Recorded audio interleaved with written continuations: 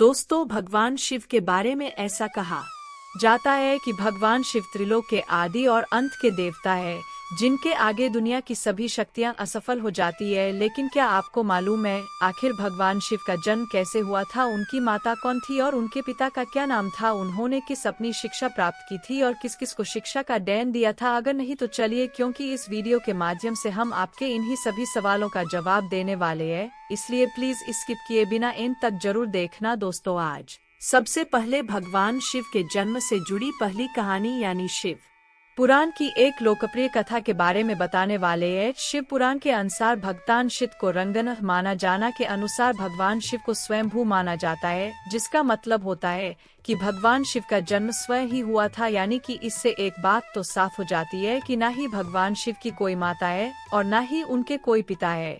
इसी कारण से भगवान शिव पंचतत्व से भी परे है, जिस कारण से इन्हें मृत्यु का भी कोई भाई नहीं है और इनकी मृत्यु कभी नहीं हो सकती। पर अब बात करते हैं विष्णु पुराण में बताई गई भगवान शिव के जन्म से जुड़ी हुई एक और कहानी के बारे में। विष्णु पुराण में बताया गया है कि भगवान विष्णु के माथे से निकलने वाले तेज के कारण भगवान शिव की उत्पत्ति हुई थी और उनके न भी इससे निकलते हुए तेज से कमल पर विराजमान ब्रह्मा जी का जन्म हुआ था। मगर दूसरी ओर भगवान विष्णु के जन्म के बारे में शिव पुराण में बताया गया है कि एक बार की बात है जब भगवान शिव अपने घुटने मल रहे थे और उनके घुटनों से निकलने वाले मेल से भगवान श्री विष्णु जी का जन्म हुआ था। पर अगर ऐसा हुआ है तो विष्णु पुराण और शिव पुराण एक दूसरे से बिल्कुल अलग है। इस कथा के अलावा भगवान शिव के जन्म की एक और पौराणिक कथा काफी ज्यादा पॉपुलर है, जिसे शायद आपने बड़े बुजुर्गों से सुना होगा। पर अगर नहीं सुना तो आपकी जानकारी के लिए बता दे कि एक बार की बात है जब भगवान विष्णु और परम ब्रह्मा जी के बीच इस बात पर बहस छिड़ गई थी कि आखिर इस संसार में सबसे महान कौन है। और जब भगवान विष्णु और भगवान ब्रह्मा इस बात को लेकर बहस कर रहे थे तो एक जलते हुए खंबे के रूप में महादेव उनके बीच आए। दोस्तों, वो दोनों इस रहस्य को नहीं समझ पाए और तभी अचानक से एक आवाज आई जिसने कहा कि जो भी इस खंबे का छोर ढूंढ लेगा वही सबसे महान कहलाएगा। ऐसा सुनते ही ब्रह्मा जी ने एक पक्षी का रूप लिया और खंबे का ऊपरी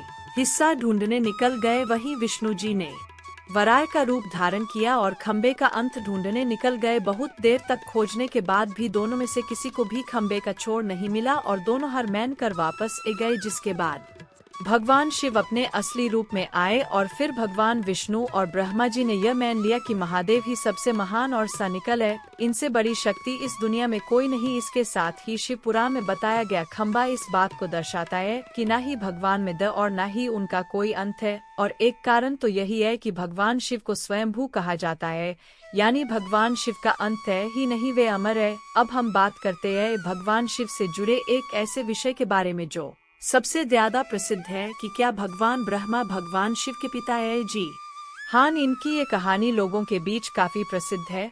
तो आपको बता दें कि आखिर किस प्रकार भगवान शिव ने ब्रह्मपुत्र के रूप में जन्म लिया था। इसके पीछे विष्णु पुराण की एक पौराणिक कथा है, जिसके अनुसार जब धरती आकाश पटल या कहे पूरा यूनिवर्स जलमग्न यानी पानी में डूबा हुआ था, तब भगवान विष्णु के अलावा कोई भी देव या प्राणी इस संसार में नहीं था। तब केवल विष्णु ही जल पर अपनी शेषनाग पर लेते हुए नजर रहे थे, जिसके बाद उनकी नाभि से कमल की दांडी पर ब्रह्मा जी प्रकट हुए। और जब भगवान ब्रह्मा और भगवान विष्णु इस यूनिवर्स से संबंधित बातें कर रहे थे तब भगवान शिव प्रकट हुए, जिसके बाद ब्राह्मणी उन्हें पहचान से इनकार कर दिया। इस कारण से भगवान शिव रूठ गए और उनके रूठ जाने के कारण भगवान विष्णु ने उन्हें दिव्या दृष्टि प्रदान कर ब्रह्मा जी को भगवान शिव की याद दिलाई। जिसके बाद भगवान ब्रह्मा को अपनी गलती का एहसास हुआ और शिव से क्षमा मांगते हुए उन्होंने उनसे अपने पुत्र रूप में पैदा होने का आशीर्वाद मांगा। जिस कारण से भगवान शिव ने भगवान ब्रह्मा की प्रार्थना को स्वीकार करते हुए उन्हें आशीर्वाद दे दिया। लेकिन इसके बाद जब भगवान ब्रह्मा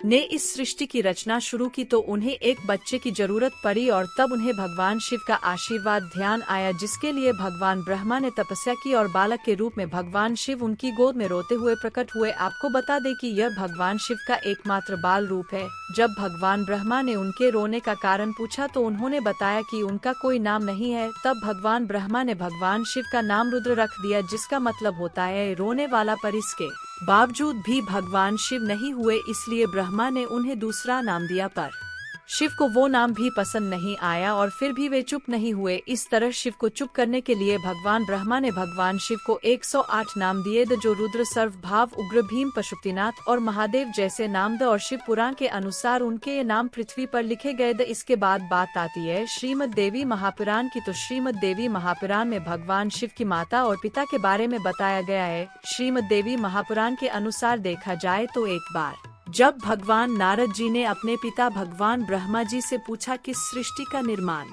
किसने किया है, साथ ही भगवान विष्णु, भगवान शिव और आपके माता पिता कौन है, तब भगवान ब्रह्मा जी ने नारद जी को ट्राइडेवन के जन्म के बारे में बताया। जो बताया वो वाकई चौंका देने वाली बात थी। दरअसल उन्होंने कहा कि देवी दुर्गा और शिव स्वरूप ब्रह्मा के योग से ब्रह्मा, विष्णु और महेश का जन्म हुआ था, यानी प्रकृति का रूप लिए मैन दुर्गा ही हम तीनों की माता है और ब्रह्मा यानी कल सदाशिव हमारे पिता है। इसके साथ ही श्रीमद् देवी महापुराण में भी भगवान विष्णु और भगवान ब्रह्मा के बीच हुए झगड़ा की एक कहानी मिलती है, जिसके अनुसार एक बार श्री ब्रह्मा जी और विष्णु जी में झगड़ा हुआ और दोनों में बहस छिड़ी हुई थी। तब भगवान ब्रह्मा ने कहा कि सृष्टि को मैंने बनाया है और मैं ही प्रजापिता हूँ, जिसके जवाब में भगवान विष्णु जी ने कहा कि मैं आपका पिता हूँ क्योंकि आप मेरी नाभि निकले हुए कमल से पैदा हुए हैं। और धीरे धीरे कर ये बहस बढ़ती गई। दोस्तों, इसके बाद इन दोनों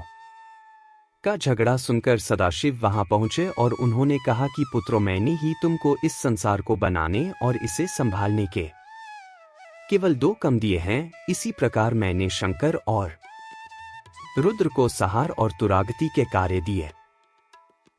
इसके साथ ही उन्होंने कहा कि मेरे पंचमुख है, एक मुख से आकर, दूसरे मुख से पुकार, तीसरे मुख से मुखर, चौथे मुख से बिंदु और 5वें मुख से नाद यानी कि शब्द प्रकट हुए हैं। उन्हें परियों को एक साथ मिलाकर देखा जाए तो एक अक्षर उम बनता है, जिसे आज हम सभी भगवान शिव के मूल मंत्र के रूप से जानते हैं। इतना कहने के बाद भगवान ब्रह्मा और विष्णु दोनों ही समझ गए कि भगवान शिव से ज्यादा शक्तिशाली इस दुनिया में कुछ भी नहीं है और दोनों ने भगवान शिव को प्रणाम किया और चले गए। चलिए दोस्तों, अब जब आप भगवान शिव के बारे में इतना तो जान ही चुके हैं, तो क्या आपको पता है कि आखिर भगवान शिव ने किस शिक्षा प्राप्त की थी और उनके गुरु कौन थे? हम जानते हैं। शायद ही इसका जवाब आप में से किसी को पता होगा, पर जिन्हें नहीं पता उन्हें बता दें कि भगवान शिव स्वयं इस संसार के गुरु माने जाते हैं, जिन्होंने संसार में गुरु शिष्य की परंपरा की शुरुआत की थी। लेकिन अगर सवाल आता है कि आखिर भगवान शिव किसके गुरु थे, तो आपको जरूर जान लेना चाहिए कि हिंदू धर्म के ग्रंथ कहते हैं